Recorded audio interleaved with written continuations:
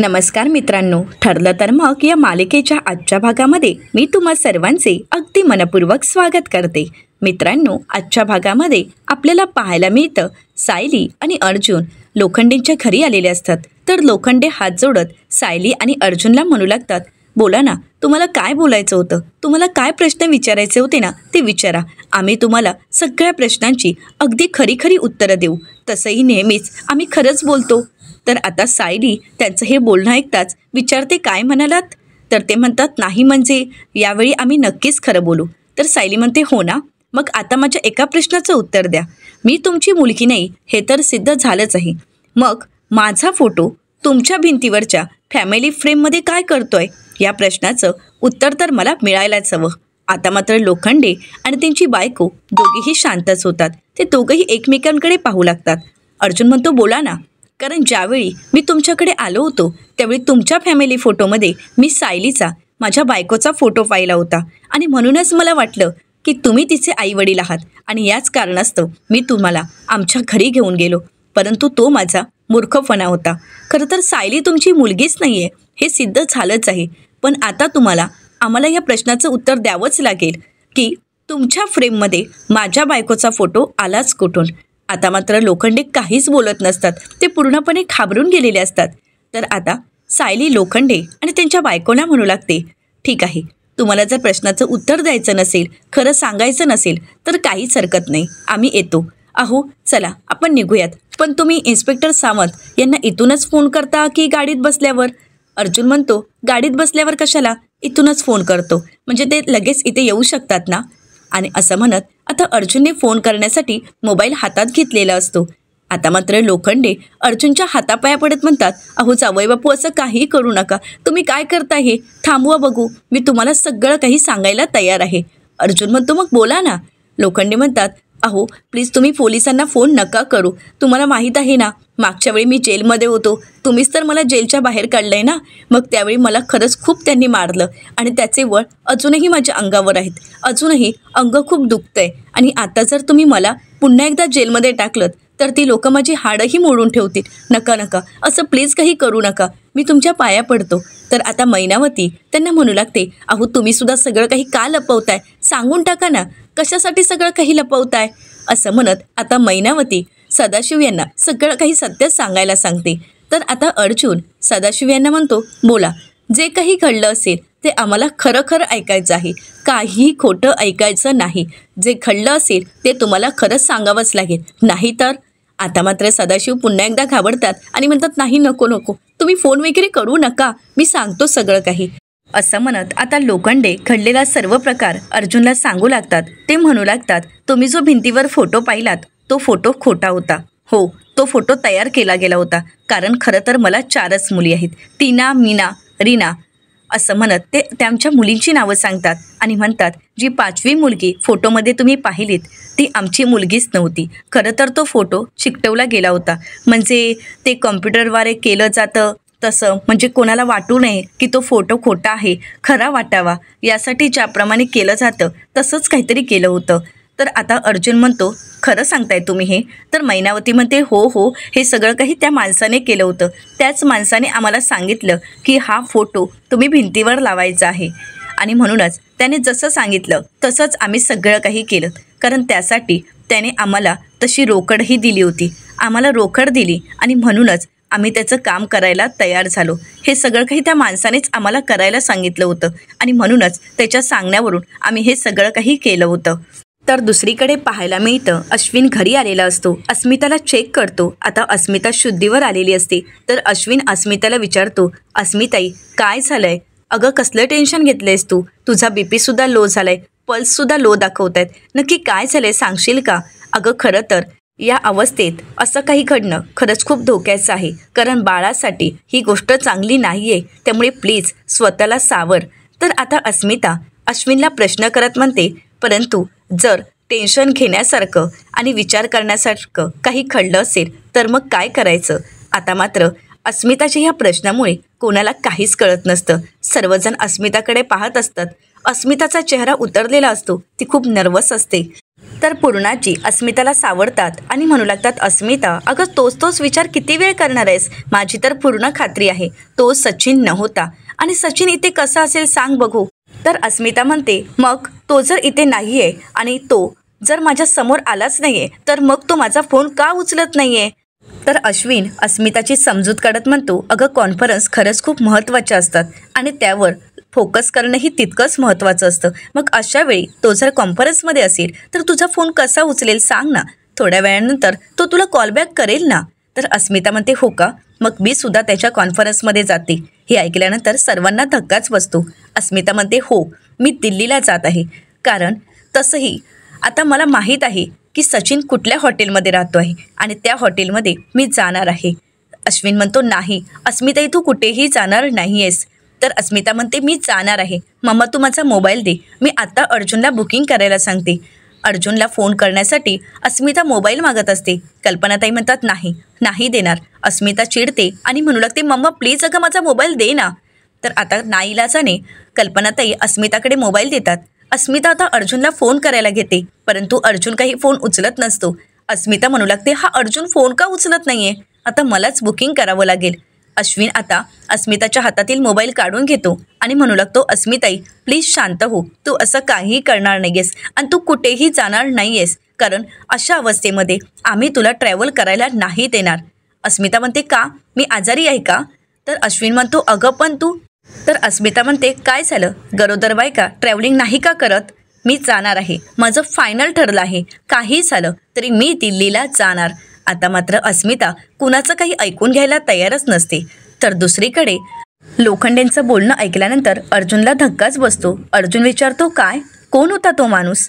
परंतु आता लोखंडे म्हणू लागतात, नाही मला नाव तर आठवत नाही आहे. अर्जुन म्हणतो, बरं नाव आठवत नाही आहे ना? असं म्हणत आता अर्जुन पोलिसांना फोन करण्यासाठी मोबाईल हातात घेतो. तेव्हा मात्र लोखंडेंना लगेच नाव आठवतं. लोखंडे म्हणू लागतात, गणपत शिकरे. परंतु मैनावतींच्या चांगलंच लक्षात असतं. मैनावती म्हणते, गणपत नाही महिपत शिकरे. आता महिपत शिकरे हे नाव ऐकल्यानंतर अर्जुन आणि सायलीला धक्काच बसतो. अर्जुन म्हणतो, काय महिपत शिकरे? तर आता सदाशिव लोखंडे म्हणू लागतात की हो महिपत शिकरे, अगदी बरोबर ऐकलत तुम्ही, कारण त्याच माणसाने आम्हाला हे सगळं काही करायला सांगितलं होतं. त्यांनीच आम्हाला सांगितलं होतं की हा फोटो भिंतीवर लावायचा, परंतु आम्ही त्याला नकार देत होतो. मैनावती म्हणते, हो ना आम्ही त्याला नकार देत होतो, परंतु त्या माणसाने सांगितलं जर तुम्ही माझं काम केलात तर मी तुम्हाला रोकड देईन आणि नाहीच ऐकलात तर तुमचं नरडं आवळेन. आता मात्र आम्ही पूर्णपणे घाबरून गेलो होतो. आमचा जीव आमच्यासाठी महत्त्वाचा होता. तो माणूस म्हणाला की तुम्हाला मारून टाकेन आणि म्हणूनच आम्हाला हे काम करावं लागलं. सदाशिव लोखंडे म्हणू लागतात, हो ना खरं तर आम्हाला 4च मुली, बबली ही आमची मुलगी नाही तरीसुद्धा ती आमची मुलगी आहे असं त्यांनीच आम्हाला तुम्हाला सांगायला सांगितलं होतं आणि आम्हाला त्याच्या म्हणण्याप्रमाणेच वागावं लागलं. मैनावती आता सायलीला म्हणू लागते, सायले अगं तू तरी समजून घे ना. तर सायली म्हणते, तुम्ही दोघंही समजून घेण्याच्या पलीकडे गेला आहात. तुम्ही एका गुंडाच्या सांगण्यावरून एक चांगलं कुटुंब उद्ध्वस्त करायला निघाला होता. अहो तुम्ही काय करताय हे तुमचं तुम्हाला तरी कळतंय का?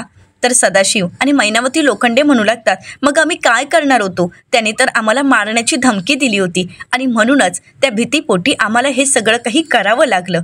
तर अर्जुन त्यांना विचारतो की तुम्ही आता तरी खरं बोलत आहात ना? तर सदाशिव लोखंडे म्हणू लागतात, हो आम्ही खरं बोलत आहोत. तर मैनावती म्हणते की हो मी देवाची शपथ घेऊन सांगते की आता जे काही आम्ही बोललो ते अगदी खरं आहे. मी यांची शपथ घेऊन सांगते आम्ही सगळं काही तुम्हाला खरं सांगितलं आहे.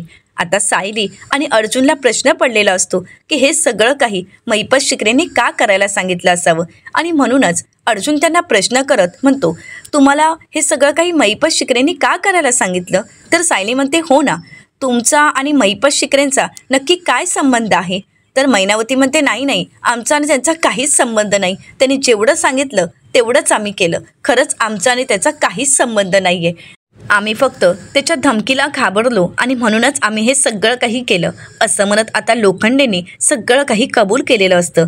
तर दुसरीकडे मात्र सचिन चांगलाच घाबरलेला असतो. सचिनला काय करावं काहीच कळत नसतं. सचिन मनाशीच म्हणतो की आता अस्मिता पूर्णपणे पॅनिक झाली असेल, तिला माझ्यावर नक्कीच संशय आला असेल. नाही काही करून मला अस्मिताची समजूत काढावीच लागेल, खरं तर मी आता जर अस्मिताची समजूत नाही काढलं तर ती दिल्लीलाही पोहोचू शकते आणि तिथेही माझी चौकशी करू शकते. नाही, आत्ताच मला काहीतरी करावं लागेल. आणि म्हणूनच आता सचिन कल्पनाताईंच्या फोनवर फोन करतो. तर कल्पनाताई अस्मिताला म्हणतात, बघ सचिन मला फोन करतो आहे. तर अस्मिता म्हणते, दे इथे.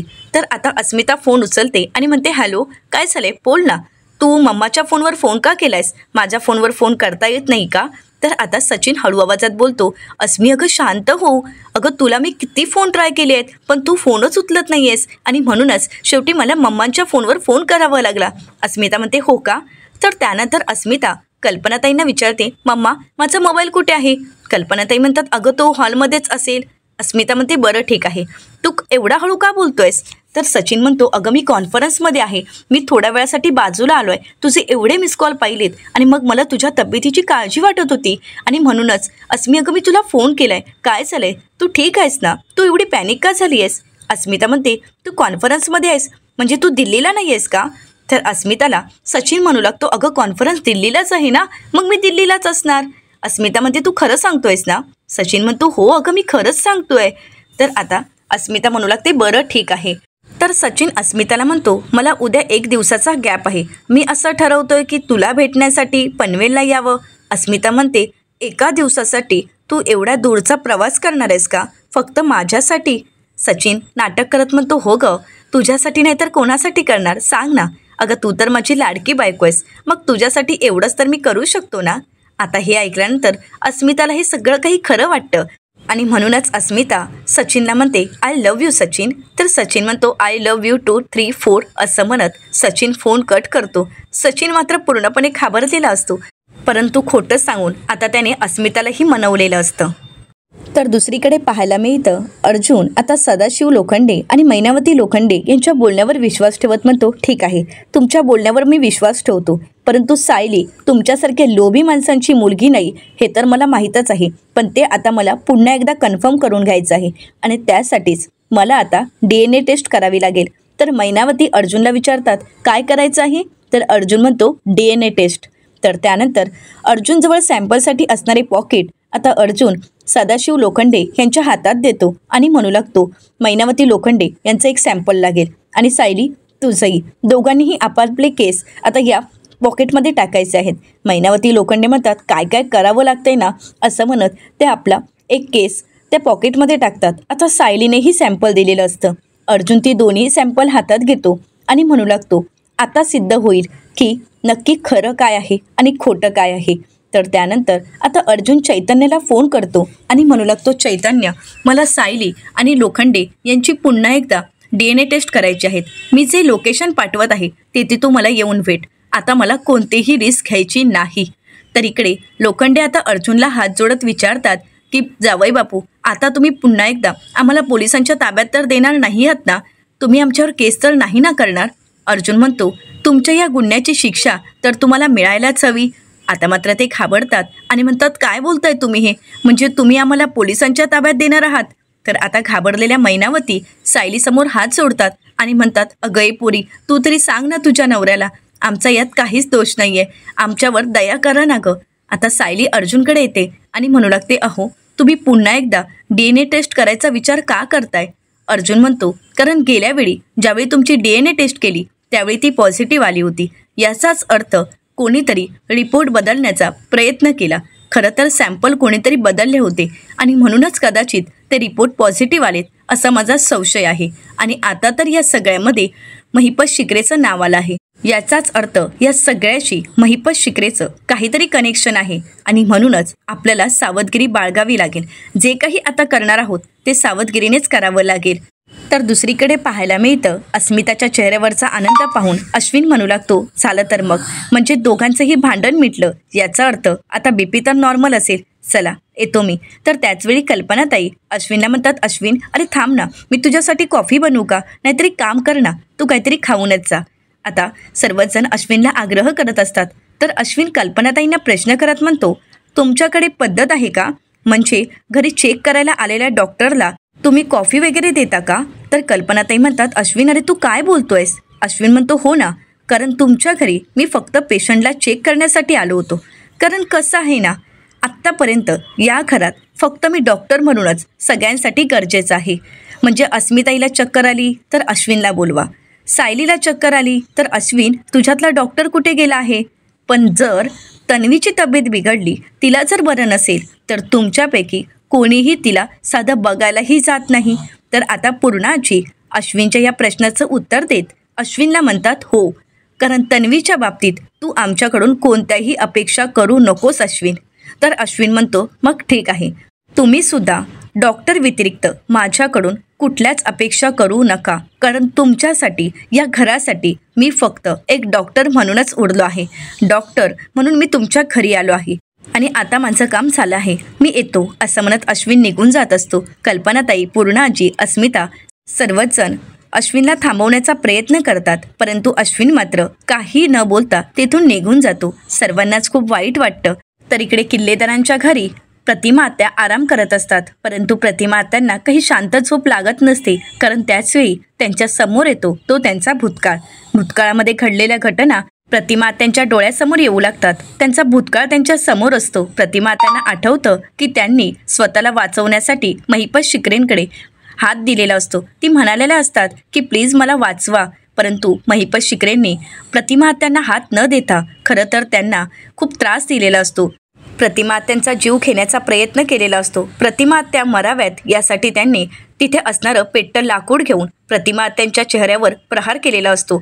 आणि हे सर्व काही प्रतिमा आत्यांना आठवू लागतं. प्रतिमा आत्यांना हे सर्व क्षण आठवताच प्रतिमा आत्या उठतात आणि मोठ्यानेच किंचाळतात.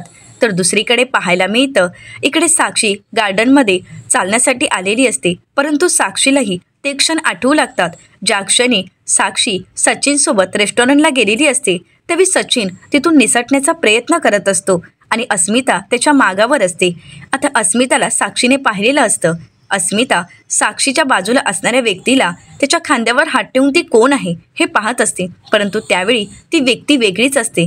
परंतु अस्मिता मात्र पॅनिक झालेली असते. हे सगळं काही साक्षीच्या लक्षात आलेलं असतं आणि ज्यावेळी अस्मिता तिथून निघून जाते त्याचवेळी सचिन त्या ठिकाणी येतो. तर साक्षी सचिनला विचारते, कुठे गेला होतास? तर सचिन खोटं कारण देत म्हणतो, वॉशरूमला गेलो होतो, कारण तिथे डस्ट होती ना, त्यामुळे मला खरंच खूप त्रास झाला आणि त्यामुळे मला ओमेटिन्स आलेत, असं त्याने खोटं कारण दिलेलं असतं. हे सगळं काही साक्षीला आठवतं आणि विचार करत साक्षी तिथेच टेबलवर बसते. साक्षीला काहीच कळत नसतं आणि त्याचवेळी त्या ठिकाणी गुरुजी येतात आणि साक्षीला उदास पाहून ते म्हणू लागतात, जो थकला तो संपला. आता साक्षी पाहते तर ते एक गुरुजी असतात. तर इकडे किल्लेदारांच्या घरी प्रतिमा आत्यांचा आवाज ऐकून रविराज सर धावत पळत येतात आणि विचारतात, प्रतिमा काय झालंय, तू एवढी पॅनिक का झाली आहेस, तुला खूप घाम आलाय, असं म्हणत त्या प्रतिमा आत्यांना पाणी देतात आणि म्हणू लागतात, प्रतिमा अगं थोड्या वेळापूर्वी मी डोकावून पाहिलं तर तुझा डोळा लागला होता आणि अशी अचानक का दचकली आहेस तू, काय झालंय प्रतिमा? तर प्रतिमा आत्या म्हणू लागतात, मला खरंच खूप वाईट स्वप्न पडलं, खरंच ते खूप भयंकर होतं. रविराज सर म्हणतात, ठीक आहे, स्वप्नच होतं ना, नको विचार करूस.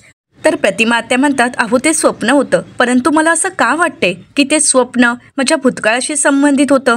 म्हणजे एक माणूस, मला नाही आठवत की पुढे काय आहे, परंतु माझ्या डोळ्यासमोर सतत ते स्वप्न, सतत ते चित्र येत असतं. रविराज सर म्हणतात, काय झाले प्रतिमा, नक्की कसला भूतकाळ? प्रतिमा, आपला अपघात झाला त्यावेळीचे क्षण आठवत आहेत का तुला? बघ प्रतिमा, आठवण्याचा प्रयत्न कर. प्रतिमा आत्या आठवण्याचा प्रयत्न करू लागतात, परंतु त्यांना त्रास होत असतो. प्रतिमा आत्या म्हणतात, नाही मला काहीच आठवत नाही. रविराज सर म्हणतात, ठीक आहे, तू शांत हो बरं. तर दुसरीकडे गुरुजींचं बोलणं ऐकल्यानंतर तिथून साक्षी निघून जात असते. गुरुजी म्हणतात, थांब पोरी, तुझ्या डोक्यात असणारं वादळ मला कळतंय. संशयाचं चक्र तुझ्या डोक्यात आहे आणि त्याचं उत्तर काही तुला सापडत नाहीये. तुझा चेहराच सांगतोय की संशयाचं चक्र तुझ्या डोळ्यासमोर आहे आणि या सगळ्यातून बाहेर पडणं हे खरं तर तुझ्यासाठी खूप कठीण होऊन बसलं आहे. आता त्यांचं हे बोलणं ऐकल्यानंतर साक्षी त्यांना प्रश्न करत विचारते की कोण आहात तुम्ही? तर ते साक्षीला उत्तर देत म्हणतात, मी कोण, तू कोण, हे सगळं काही वर बसलं आहे त्यालाच माहीत आहे. त्याच्याच इशाऱ्यावर नाचणाऱ्या बाहुल्याच आहोत आपण. पण एक मात्र खरं, तुझ्याकडून त्याची सेवा खरंच खूप कमी पडते पोरी. खरंच सांगू का, तर तुझ्या पाप पुण्याच्या तराजूमध्ये पापांचा तराजू तुझा जड होत चाललाय पोरी. आणि या सगळ्यामध्ये पुण्याचं पारडं मात्र वरती तरंगतच राहिलंय पोरी. आता तुला तेही जड करावं लागेल. आता मात्र साक्षीला त्यांचं हे बोलणं काहीच कळत नसतं, परंतु साक्षीची कर्म मात्र त्यांनी सगळी काही अगदी सांगितलेली असतात. आता साक्षी त्यांना म्हणते, तुम्ही काय बोलताय नक्की, मला तर काहीच कळत नाहीये. तर ते साक्षीला सल्ला देत म्हणतात, देवी आईची सेवा कर, मनोभावे तिची आराधना कर, मग बघ तुझ्या भोवती साचलेलं हे कर्माचं जे धुकं आहे ना, जे पापांचं धुकं आहे ते आपोआपच कमी होईल. घरातील व्यक्तींना देवी आईची सेवा करू देत पोरी, परंतु तुझ्यासोबत तुझ्या जवळच्या व्यक्तीला घेऊन तू देवी आईची मनोभावे आराधना कर, मग बघ. तर साक्षी त्यांना म्हणते, हे सगळं केल्यानंतर खरंच काही होईल का माझ्या आयुष्यात? खरंच या सगळ्यामुळे माझ्या आयुष्यात काही फरक पडेल का? माझं मन शांत होईल का? हे सगळं केल्यानंतर मला माझं आयुष्य जसं जगायचं आहे तसं जगता येईल का? माझ्या सगळ्या इच्छा पूर्ण होतील का? याने काही फरक पडेल का? असे असंख्य प्रश्न साक्षी त्या गुरुजींना विचारते. तर गुरुजी साक्षीला प्रश्नाचं उत्तर देत म्हणतात की हो, निश्चिंत राहा, नक्कीच फरक पडेल, तू फक्त प्रयत्न करून बघ. तुझ्यासमोर आता अंधार आहे, परंतु एक ना एक दिवस हेही दिवस संपतील आणि सुखाचे दिवस नक्कीच येतील. तर आता साक्षी म्हणू लागते, खरंच असं होईल का? तुम्ही काय बोलताय मला काहीच कळत नाही, परंतु तुम्ही जे बोलताय तसं सगळं काही होईल यावर आता मला विश्वास ठेवावा लागेल. आणि म्हणूनच साक्षी त्यांना काही पैसे द्यायला जाते. तर ते म्हणू लागतात, नाही पोरी, मला काही पैसे वगैरे नको आहेत. चाचपटणाऱ्या व्यक्तींना योग्य मार्ग दाखवणं हेच तर माझं कार्य आहे आणि तेच तर मी पूर्ण करत आहे, असं म्हणत ते गुरुजी तिथून निघून जातात. आता मात्र गुरुजींच्या बोलण्याचा साक्षीला काहीच अर्थ लागत नसतो. तर दुसरीकडे किल्लेदारांच्या घरी प्रतिमा आत्या देवी आईसमोर दिवा लावतात आणि हात जोडत प्रार्थना करत म्हणतात, देवी आई, तुझ्या कृपेने मला आता माझा भूतकाळ आठवू लागला आहे. हळूहळू का होईना, परंतु सगळ्याच गोष्टींचा उलगडा होत आहे. सगळ्याच गोष्टी मला आठवत आहेत, परंतु ज्या गोष्टींचा मला त्रास होतो, ज्या गोष्टींमुळे मी अस्वस्थ होते आणि ज्या गोष्टी भूतकाळात घडून गेल्या आहेत आणि जी गोष्ट आठवायला हवी तीच गोष्ट का आठवत नाही आहे? सतत त्या गोष्टींचा त्रास का होतोय? ती गोष्ट फक्त मला स्वप्न म्हणूनच का दिसते आहे? ती गोष्ट काय आहे हे मला का कळत नाही आहे? या सगळ्याचा मला खरंच खूप त्रास होतोय देवी आई. लवकरात लवकर तेही सत्य माझ्या समोर येऊ देत. मला माहीत आहे आत्तापर्यंत तू माझ्यासोबत होतीस. खरं तर तू माझ्यासोबतच आहेस, कारण ज्यावेळी मला आसरा नव्हता, राहायला छप्पर नव्हतं, त्यावेळी मी तुझ्या दरबारात आली आणि त्यावेळी सायलीच्या रूपाने तूच तर माझ्या समोर आलीस. आता प्रतिमा आत्यांना ते सर्व क्षण आठवू लागतात. सायली आणि प्रतिमा आत्यांची भेट देवी आईच्या मंदिरातच घडलेली असते आणि देवी आईच्या कृपेने सायली प्रतिमा आत्यांच्या आयुष्यात आलेली असते. खरं तर प्रतिमा आत्यांची ती मुलगीच असते. सायलीचा तो मायेचा स्पर्श, सायलीने दिलेला आधार आणि सुभेदारांच्या घरी प्रतिमा आत्यांनी कित्येक वर्षानंतर टाकलेलं पहिलं पाऊल, हे सगळं काही त्यांना आठवत असतं. सायलीने भरवलेला मायेचा घास आणि मांडीवर थोपटत त्यांच्या डोक्यावरून फिरवलेला मायेचा हात आणि मायेने गायलेली त्यांच्यासाठी अंगाई, हे सगळं काही प्रतिमा आत्यांना आठवतं आणि देवी आईचे आभार मानत प्रतिमा आत्या म्हणू लागतात, हे सगळं काही मला आठवतंय आणि ह्या सगळ्याला तू मला साथ दिली आहेस. परंतु देवी आई, आता माझ्या पुढच्या प्रश्नांची उत्तरं मला का सापडत नाही आहेत? आणि त्याचवेळी एक देवी आईच्या डोक्यावर ठेवलेलं फूल खाली पडतं. खरं तर देवी आईचा तो शुभ संकेत असतो. प्रतिमा आत्या खुश होतात आणि म्हणू लागतात, देवी आई, म्हणजे तू आता मला यापुढेही मदत करणार आहेस ना? खरं तर हा मी तुझा शुभ संकेत मानत आहे आणि म्हणूनच मी तुझ्या मंदिरामध्ये तुझे आशीर्वाद घेण्यासाठी येत आहे, असं म्हणत आता प्रतिमा आत्या देवी आईचा आशीर्वाद घेण्यासाठी तिच्या मंदिरात जायचं ठरवतात. तर दुसरीकडे सायली आणि अर्जुन लोखंडेंच्या बोलण्याचा विचार करत असतात. अर्जुन म्हणू लागतो, मला तरी आतापर्यंत असंच वाटत होतं की ते लोखंडे चोरीमारी करण्यासाठी आपल्या घरी आले होते, परंतु आज त्यांच्या बोलण्यातून सगळं काही वेगळंच निघालं. त्यांनी या सगळ्याशी महिपत शिकरेंचा संबंध आहे असं सांगितलं आहे. तर सायली म्हणू लागते, मला तर तेच कळत नाही की या सगळ्याशी महिपत शिकरेचा नक्की काय संबंध असेल. तर अर्जुन म्हणतो, असं तर नाही ना की महिपत शिकरेची मुलगी जेलमध्ये होती आणि तिथेच ती मेली आणि म्हणूनच या सगळ्याचा सूड उगवण्यासाठी तो हे सगळं काही करत असेल? सायली म्हणते, अर्थातच काहीच सांगता येत नाही, कारण तो महिपत शिकरे आहे, तो कुठल्याही थराला जाऊ शकतो. पण आता आपण काय करायचं आहे? तर अर्जुन म्हणतो, आता त्या बाईला जाऊन भेटायचं आहे. सायली म्हणते, आपण त्या बाईशी जाऊन बोलूयात. तर अर्जुन म्हणतो की हो, त्या बाईला जाऊन भेटायचं आहे ज्या बाईजवळ या लोखंडेने आपल्या मुलीला दिलं होतं, म्हणजे सगळ्या प्रश्नांची उत्तरं मिळतील. सायली म्हणते, आपण उद्याच जाऊयात का? अर्जुन म्हणतो की हो चालेल, उद्या सकाळी आपण जाऊ आणि त्यानंतर मी तिथूनच ऑफिसला जाईन. आता हे सायली आणि अर्जुनचं बोलणं प्रियाने ऐकलेलं असतं. तर येणाऱ्या पुढील भागामध्ये आपल्याला पाहायला मिळतं की प्रतिमा आत्यांना घेऊन सायली देवी आईच्या मंदिरात आलेली असते आता प्रतिमा आत्या देवी आईच्या मंदिराजवळ येताच सायलीला म्हणू लागतात, सायली अगं देवी आईच्या मंदिरात किती प्रसन्न वाटतंय ना. सायली म्हणते, हो ना, आणि आज खास कारणही तसं आहे. तुमची स्मृती परत आली आणि म्हणूनच आपण देवी आईचा आशीर्वाद घेण्यासाठी इथपर्यंत आलो आहोत. असं म्हणत आता सायली आणि प्रतिमा आत्या देवी आईचा आशीर्वाद घेण्यासाठी मंदिराच्या पायऱ्या चढत असतात. तर इकडे गुरुजींनी सांगितल्याप्रमाणे महिपत शिखरे देवी आईची आराधना करण्यासाठी, अभिषेक करण्यासाठी मंदिरात आलेले असतात. तर दुसरीकडे अर्जुन त्या बाईंना भेटण्यासाठी आलेला असतो. तर त्या बाई आता म्हणू लागतात की हो, याच मुलीबद्दल मी बोलत आहे. तर अर्जुन म्हणतो, तुम्ही या मुलीबद्दल बोलत आहात जी पाकीट मारायची वगैरे? तर त्या बाई म्हणतात की हो, आत्तापर्यंत मी याच मुलीबद्दल बोलत आहे आणि सगळ्यांच्या प्रश्नांची उत्तरं देत आहे. तर अर्जुन त्यांना विचारतो, याच मुलीबद्दल म्हणजे अजून तुम्ही कोणाला उत्तर दिलं? तर त्या बाई म्हणू लागतात, महिपत शिखरे हे सुद्धा हेच विचारत होते. आता मात्र अर्जुनला काहीच कळत नाही. हे बोलणं ऐकल्यानंतर खरं तर अर्जुनला धक्का बसतो. आता अर्जुन या सगळ्याच्या मुळापर्यंत कशा प्रकारे जाईल? तर दुसरीकडे आता प्रतिमा आत्या आणि महिपत शिखरे समोरासमोर येताच प्रतिमा आत्यांना त्यांचा भूतकाळ आठवेल का? देवी आईचा संकेत खरा ठरेल का? अशा असंख्य प्रश्नांची उत्तरं आपल्याला लवकरच पाहायला मिळणार आहेत. मित्रांनो, अशा असंख्य प्रश्नांची उत्तरं पाहण्यासाठी चॅनलला नक्कीच सबस्क्राईब करा आणि आजचा हा व्हिडिओ आवडल्यास व्हिडिओला लाईक करायलाही विसरू नका. व्हिडिओ पाहिल्याबद्दल तुम्हा सर्वांचे अगदी मनपूर्वक धन्यवाद.